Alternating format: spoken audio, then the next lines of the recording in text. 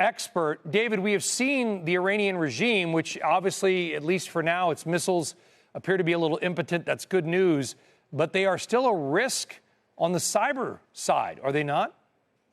That's absolutely correct. Iran has been building up their cyber capabilities for a number of years, and they are on par with other nation states. They very much leverage their cyber capabilities very similarly to what we do here in the United States with Cyber Command, a direct extension of military force.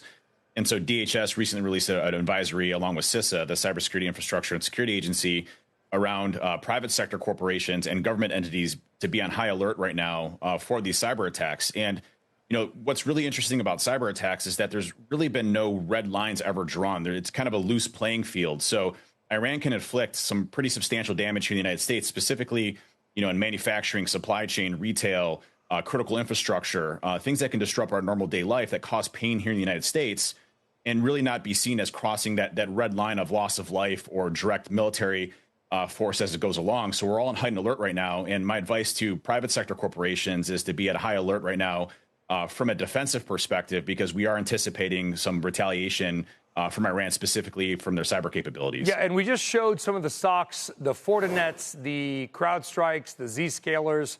We can bring them back up, guys. They're all higher by about 1.5% to 2.5% as well. So anything related to that is higher right now. The markets, by the way, are at session highs. Palo Alto's up about 1.7%. If you're a company right now, David, if you're advising a corporation, who are always on the lookout, by the way, for cyber threats, is there new advice here? Yeah, Iran operates by a very specific playbook.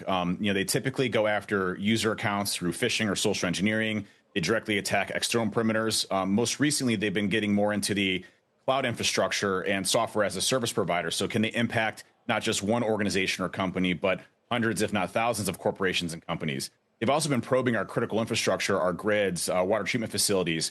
Interesting statistic, over 85% of our critical infrastructure is private sector owned. It's not owned by the government.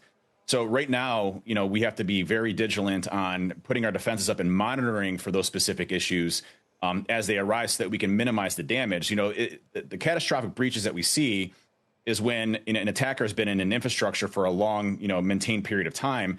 And that's the major concern. Iran has been, you know, trying to conduct these operations for this type of event. So, you know, they have footholds in organizations, they have footholds in critical infrastructure that may not have been detected at this period of time, that they can launch these types of attacks and cause these massive outages. We have to be really diligent to try to find these before that actually happens. And that's my recommendation to companies right now is be very vigilant, more so than normal, because of these times. And Iran specifically targeting these other industry verticals, which is not typical for them, is something that's definitely going to happen. You know, I don't want to put you on the spot, David, but we're kind of rolling with the news here that there's the ability of the United States to kind of take Iran offline. I mean, the people there have very limited access to information as well. But could we just kind of wipe out their internet, for lack of a better term? We definitely have those capabilities with the NSA, their offensive capabilities, as well as with Cyber Command. We are very good at what we do. I was actually stationed in Bahrain, in Iraq, in Qatar, Kuwait, all these areas that are known, that's happening right now. And our offensive capabilities are second to none. And that's definitely something that's on the playing table for these types of operations. But again, it's more of an escalatory type of event, right? We came in with the bombs. Iran sent 6 that were intercepted and seems to be a de-escalation situation. If we go and we start conducting these operations abroad, which I'm sure they're already happening to this extent. What do you mean you were stationed there? I did not. You're breaking news to us on the air, David. What did you do over there? I was in the intelligence community. I did 2 tours in Iraq and 1 in Bahrain and then Afghanistan, and spent a lot of time over in the Middle East.